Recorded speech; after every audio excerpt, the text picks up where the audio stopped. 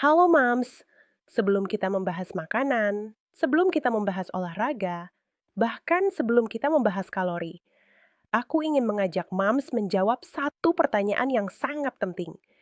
Kenapa ya? Selama ini dietku selalu gagal.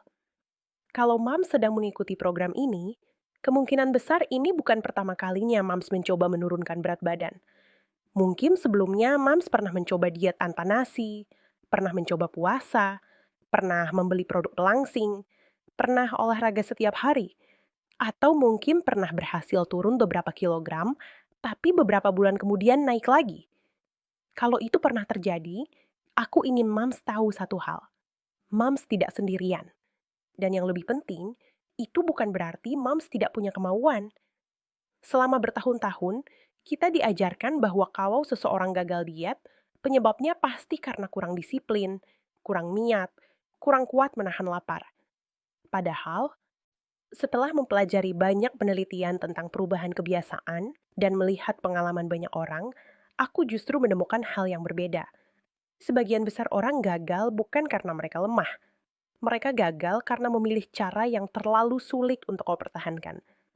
Coba bayangkan, hari ini Mams memutuskan untuk diet. Lalu Mams membuat aturan seperti ini.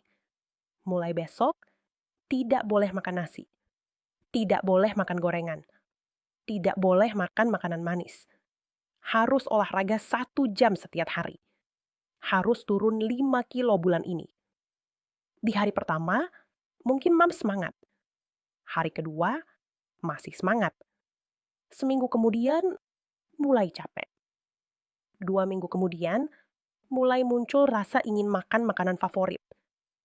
Lalu suatu hari, Mams makan sepotong kue di acara ulang tahun. Dan apa yang biasanya terjadi? Mams langsung berpikir, ya sudah, dietku gagal. Akhirnya hari itu sekalian makan apa saja. Besoknya juga, lusa juga. Dan tanpa sadar, yang sebenarnya hanya 1 kali makan berlebihan, berubah menjadi 1 minggu. Apakah Mams pernah mengalami hal seperti itu? Kalau pernah, percayalah, aku juga pernah. Nah, Mams, disinilah letak masalahnya. Banyak orang menganggap diet seperti ujian sekolah. Kalau salah satu soal salah, berarti nilainya jelek. Padahal, diet itu bukan ujian. Diet adalah proses belajar. Kalau hari ini Mams makan lebih banyak, itu bukan berarti semuanya gagal. Yang penting adalah keputusan setelahnya. Apakah Mams kembali ke kebiasaan sehat atau justru menyerah? Orang yang berhasil menurunkan berat badan bukanlah orang yang tidak pernah salah. Mereka juga pernah makan berlebihan. Mereka juga pernah malas olahraga. Bedanya, mereka tidak berhenti. Mereka kembali ke jalurnya secepat mungkin. Ada satu pertanyaan yang selalu aku gunakan sebelum memulai perubahan. Dan aku ingin Mams juga mengingat pertanyaan ini. Apakah aku sanggup menjalani cara ini selama 1 tahun? Kalau jawabannya, tidak. Maka kemungkinan besar cara itu memang bukan untuk Mams. Karena tujuan kita bukan hanya turun berat badan. Tujuan kita adalah mempertahankan hasilnya. Percuma kalau turun 10 kilogram dalam 2 bulan. Kalau 6 bulan kemudian naik lagi.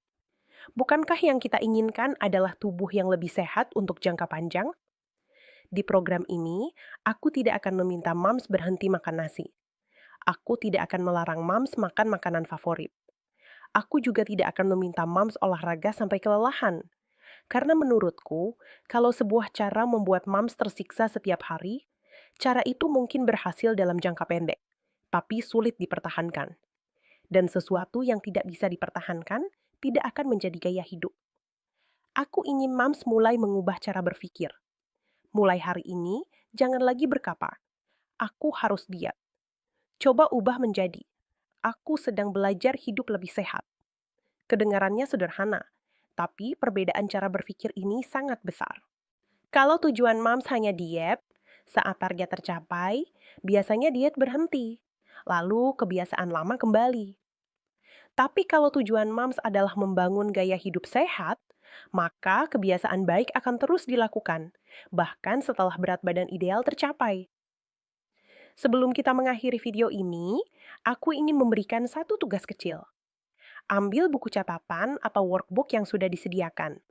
Lalu tuliskan jawaban dari dua pertanyaan ini.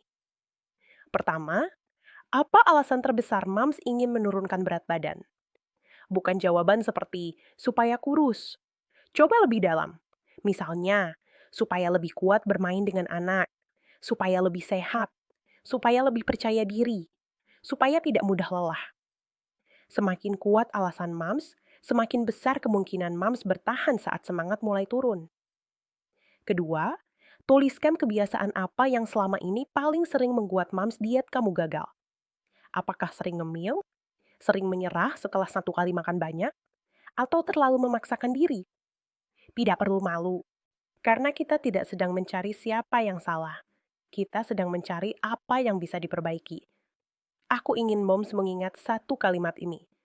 Diet tidak gagal karena satu kali makan. Diet gagal ketika kita memutuskan untuk berhenti mencoba. Dan selama Moms masih mau belajar, masih mau bangkit, masih mau melanjutkan perjalanan, maka Moms belum gagal.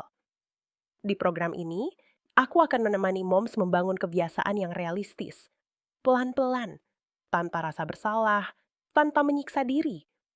Karena seperti yang selalu aku bilang, turun berat badan bukan tentang menjadi sempurna, tapi tentang menjadi sedikit lebih baik setiap harinya.